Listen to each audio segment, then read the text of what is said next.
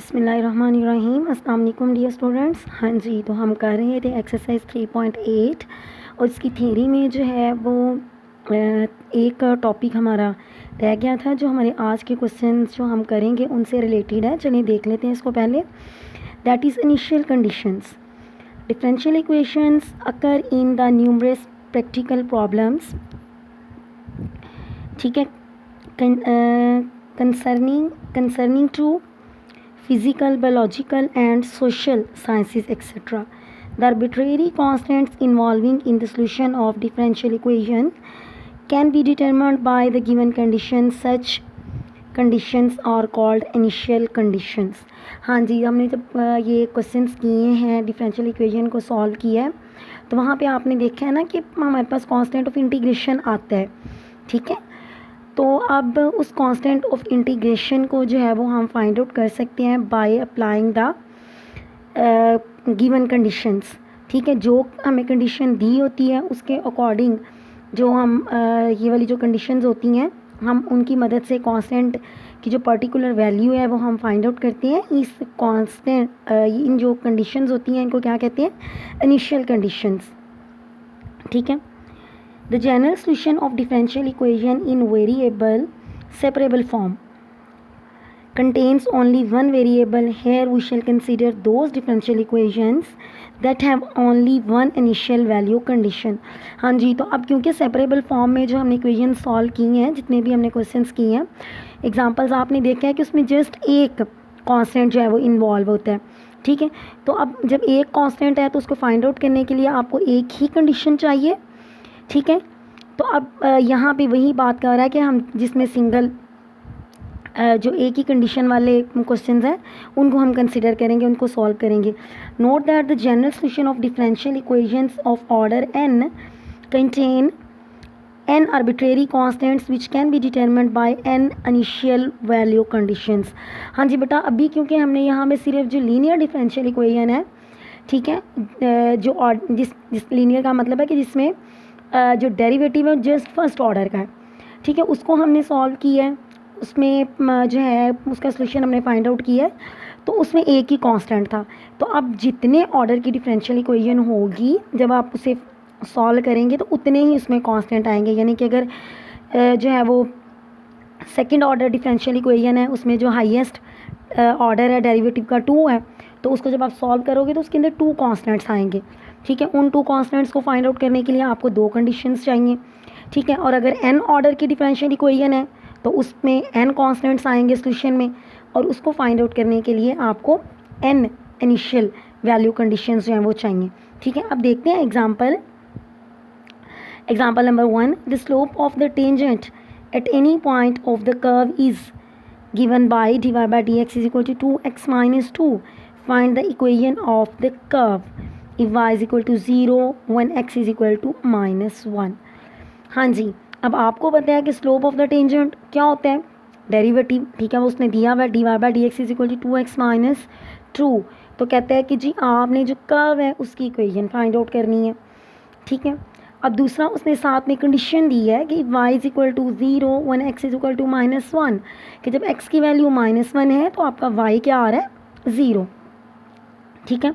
अब सबसे पहला जो काम आपने करना है इसको सॉल्व करते हुए वेरिएबल्स को सेपरेट करना है, ठीक है। तो dy is equal to 2x minus 2 into D X, ठीक है। इंटीग्रेट कर दें दोनों साइड्स को, इंटेग्रल लें। Integral dy is equal to integral 2x minus 2 D x.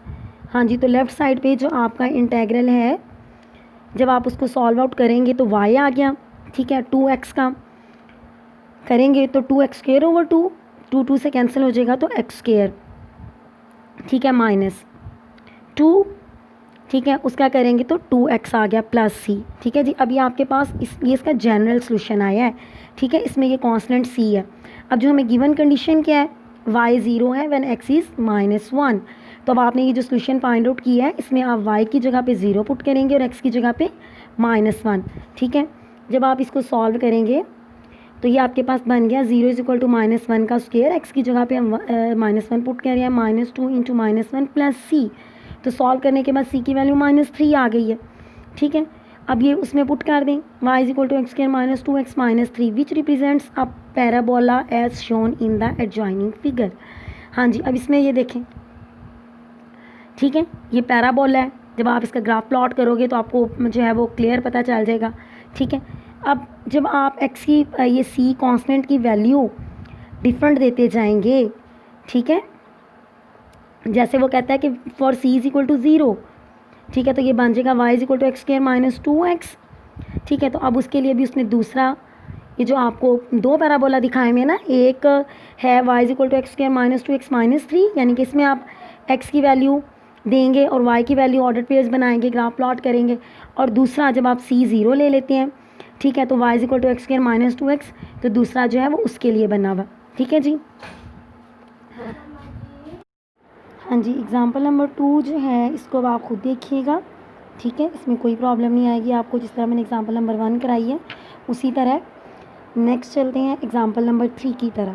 जिस तरह एग्ज़ाम्पल नंबर 3 है, सेम इन्हीं लाइंस पे, इसी जो है वो पैटर्न पे इस एक्सरसाइज का लास्ट क्वेश्चन है। एग्ज़ाम्पल हम देखते हैं, क्वेश्चन आप लोग खुद अटैम्प्ट करेंगे, ठीक है जी। Example number 3, a particle is moving in a straight line and its acceleration is given by a is equal to 2t minus 7, ठीक है जी। Find v velocity in terms of t if v is equal to 10 metre per second when t is equal to 0, ठीक है, यानी कि v जो है वो 10 metre per second velocity when t is equal to 0, that means कि ये इसकी इनिशियल वेलोसिटी दी हुई है। आप लोग सब जो है वो साइंस स्टूडेंट्स हैं, ठीक है, तो आप जो है ये फ़िज़िक्स में ये सारी टर्म्स या इस तरह के क्वेश्चंस हैं उनसे फेमिलियर होंगे।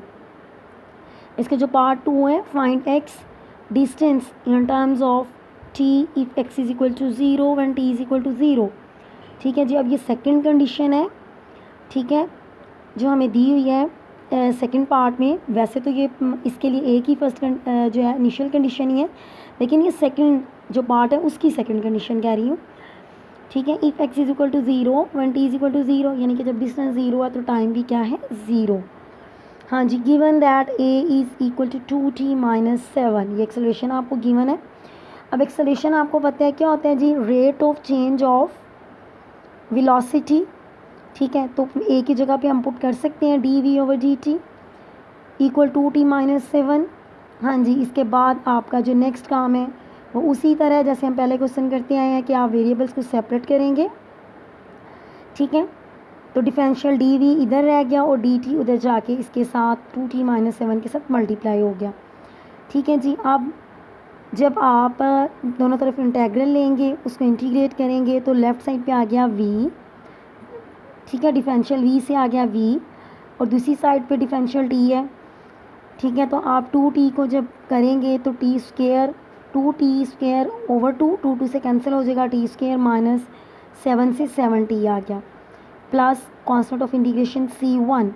हाँ जी, अब जो आपको इधर फर्स्ट पार्ट में कंडीशन गिवन है, that is v is equal to 10 metre per second when t is 0, ठीक है जी। तो अब वेलोसिटी आपकी 10 मीटर पर सेकेंड है, जब आपका टाइम जो है वो 0 है तो t की जगह पे 0 पुट करें, ठीक है, और वेलोसिटी की जगह पे 10, तो आपका c1 आ गया 10, ठीक है जी। अब इक्वेशन 1 में इसको पुट कर दें, the equation 1 becomes v is equal to T square minus 7t plus 1 which is the solution of 1, ठीक है।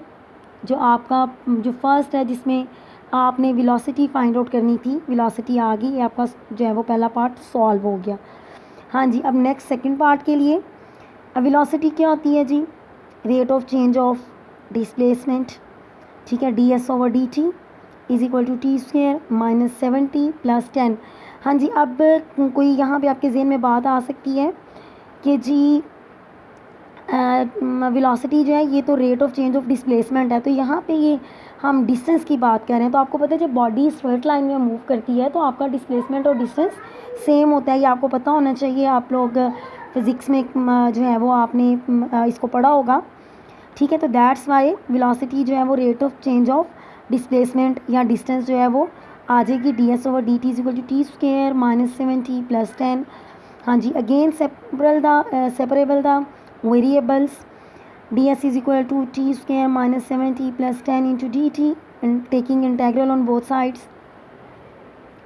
हाँ जी, इसको इंटीग्रेट कर दें तो लेफ़्ट साइड पे s आ गया जो आपका डिस्टेंस है, equal t³/3 - 7t² / 2 + 10t + c2। हाँ जी, अब जो आपके पास सेकंड इनिशियल कंडीशन थी, ठीक है, वो क्या थी, इफ़ x = 0 t = 0, यानी कि जब डिस्टेंस 0 है तो टाइम भी 0 है। t की जगह पे 0 पुट करें, s की जगह पे 0, तो c2 आपका 0 आ गया। इसको 3 में पुट कर दें तो ये आपका सोल्यूशन आ गया जो आपका सेकंड पार्ट है उसका। ठीक है जी, अब इसको जैसे मैंने आपको बताया है, ठीक है, यहाँ इसका जो क्वेश्चन नंबर 23 है लास्ट वाला क्वेश्चन सेम वही है। A ball is throne vertical upward with velocity of 2450, that is 2450 centimetre पर सेकेंड। ठीक है, suppose the neglecting the air resistance find velocity of ball at any time t। हाँ जी, तो आपको पता है कि जब आप बॉडी को वर्टिकली अपवर्ड थ्रो करते हैं तो आपका जो एक्सेलरेशन g होता है, ठीक है, तो आपका जो g है ये नेगेटिव आएगा, dv/dt rate of change of acceleration dv = -g, और g की वैल्यू आपको पता है 980 सेंटीमीटर पर सेकंड, क्योंकि आपको यहाँ पे सेंटीमीटर पर सेकंड में दिया हुआ तो आप उसको भी इसी में कंसीडर कर लें। ठीक है, तो आपका dv एक्सेलरेशन जो है वो इक्वल आ जाएगा -980 सेंटीमीटर पर सेकेंड। ठीक है, तो अगेन वहाँ से आपने फिर सेपरेट द वेरिएबल्स करना है। ठीक है, तो उसी तरह वेलोसिटी के बाद आपने डिस्टेंस ट्रेवल्ड जो है वो निकालना है। ठीक है, तो लास्ट वाला जो है that is maximum height attend by the ball. ठीक है, तो मैक्सिमम हाइट जब आप डिस्टेंस निकाल लेंगे ना तो वही आपकी हाइट होगी। ठीक है, तो मैक्सिमम हाइट जब बॉडी अटेन करती है, ठीक है, तो उस वक़्त वेलोसिटी क्या हो जाती है, 0। ठीक है, तो वहाँ से आप वेलोसिटी को 0 रख के टाइम निकालेंगे। ठीक है, तो लास्ट में जो आपकी डिस्टेंस या हाइट निकली होगी उसमें पुट करके t की वैल्यू मैक्सिमम हाइट आ जाएगी। ठीक है जी, नेक्स्ट अब चलते हैं एग्ज़ाम्पल नंबर 4 की तरफ। जी, एग्ज़ाम्पल नंबर 4 मैं आपको कराती हूँ। एग्ज़ाम्पल नंबर 4 जो हम करेंगे ये सेम इसी तरह आपका क्वेश्चन नंबर 22 है। ठीक है जी, ठीक, सिर्फ जो वो नंबर्स का फ़र्क है, बाकी क्वेश्चन वही है। करते हैं example number 4। In a culture bacteria increases at the rate proportional to the number of bacteria present. If bacteria are 100 initially and are doubled in 2 hours, find the number of bacteria present 4 hours later. हाँ जी, let P be the number of bacteria present at time t. ठीक है जी, P जो है वो हम time t पे bacteria ले लेते हैं। देन क्या उसने कहा था हमें, bacteria increases at the rate proportional to the number of bacteria present. तो अगर नंबर ऑफ बैक्टीरिया प्रेजेंट आपने P लिया है तो बैक्टीरिया के इंक्रीज़ होने का जो रेट है that is dp/dt, it is proportional to P। ठीक है, तो dp/dt जो है वो फिर इक्वल आ जाएगा Kp, जहाँ K जो है वो आपका कांस्टेंट ऑफ प्रोपोर्शनैलिटी है और ये नेगेटिव नहीं होगा। ठीक है, इसलिए साथ में उसने बताया कि K इज़ ग्रेटर दैन 0। ठीक है जी, अब वेरिएबल्स को सेपरेट कर लें। P इधर आ गया 1/P, dp = K dt। दोनों तरफ इंटेग्रल ले लें। इंटेग्रल लेने के बाद जब इंटेग्रल को आप सॉल्व करेंगे तो लेफ़्ट साइड पे आपका ये आ गया ln ऑफ p = ठीक है, राइट साइड पे kt + c1 constant of integration. ठीक है, अब p = दोनों तरफ जो है वो एंटी लॉग लेने से p = e की पावर kt + c1, ये मैं क्वेश्चन में आपको बता चुकी हूँ। ठीक है, इक्वल आ गया ई के टी इंटू ई की पावर c1, पावर्स जो हैं वो लैदा कर ली बेस के साथ। अब ई की पावर c1 ये भी तो कांस्टेंट है। ठीक है, तो इसको c कह दें। अब applying the given condition that is p = 100 when t = 0। हाँ जी, तो उसने जो पहली है हमें जिसने बात की ना, बैक्टीरिया आर 100 इनिशियली। ठीक है, तो 100 इनिशियली का मतलब है कि जब आपका टाइम 0 है, अभी आप अपना जो है जो भी ये जो आप यहाँ पे इस चीज़ को ऑब्ज़र्व कर रहे हैं। ठीक है, तो उस वक्त प्रेजेंट बैक्टीरिया जो थे वो आपके 100 थे, उस वक्त टाइम आपका 0, जब जिस वक्त आप स्टार्ट करते हैं ऑब्ज़र्व करना सारा। ठीक है, वी हैव टी जो है वो 0 एंड प्रेजेंट विक्टोरिया 100, तो पी की जगह पे 100 आ जाएगा, टी की जगह पे 0, तो सी आपका यहाँ से क्या फाइंड आउट हो गया 100। सी की वैल्यू पुट कर दें। अब दूसरी उसने बात क्या कही है जी, P will be 200 when T is equal to 2 hours. ठीक है, यही था ना। फाइंड द नंबर ऑफ, एक मिनट, हाँ जी ये वाली, and are doubled in 2 hours. ठीक है, जब टी 2 है, ठीक है, तो आपके विक्टोरिया डबल हो गए। ठीक है, पहले अगर 100 थे तो आप कितने हो जाएंगे 200।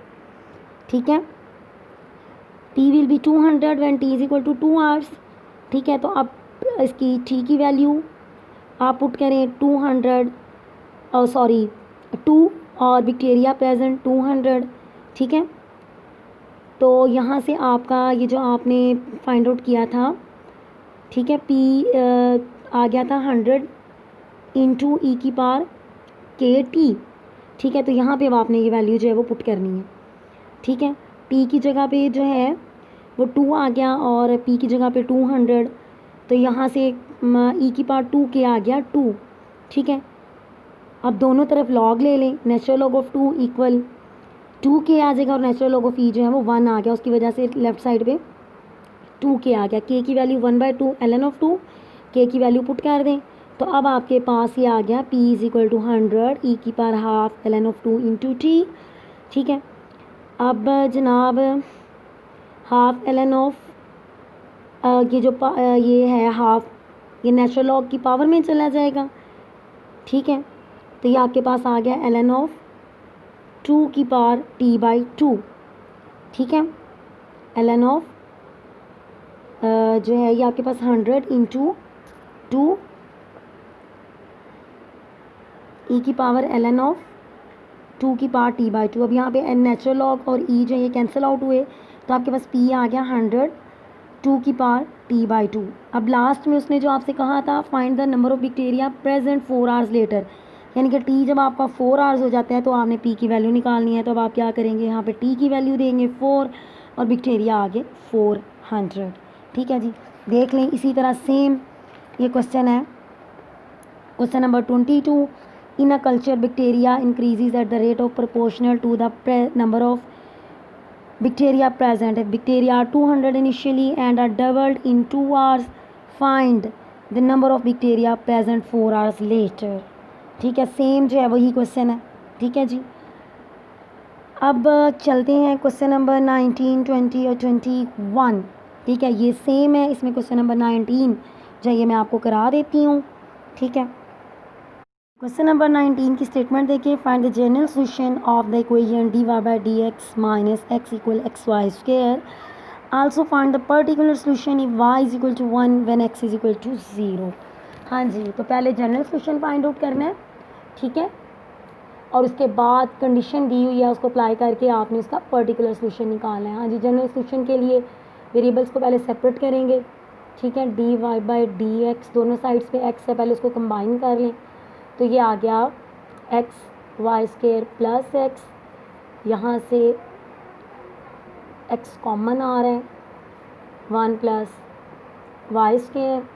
ठीक है, तो अब वेरिएबल्स को सेपरेट करेंगे, इस साइड पे आ गया 1/1 plus Y square D Y equal X D X. ठीक है, अब दोनों तरफ इंटेग्रल ले लें, 1/1 plus Y square D Y equal integral X D X. ठीक है जी, अब 1/1 plus Y square integral 1/1 plus Y square D Y, तो जब इसको इंटीग्रेट करेंगे तो टेंजेंट इन्वर्स ऑफ वाई, ठीक है, is equal to X square over 2 plus C. ठीक है जी, which is the general solution, which is the required general solution. ठीक है जी, अब नेक्स्ट आपको पर्टिकुलर सोल्यूशन निकालना है। सी की वैल्यूज़ के लिए आप फाइंड आउट करेंगे और हमें कंडीशन क्या गिवन है, if y is equal to -1 when x is equal to 0, तो y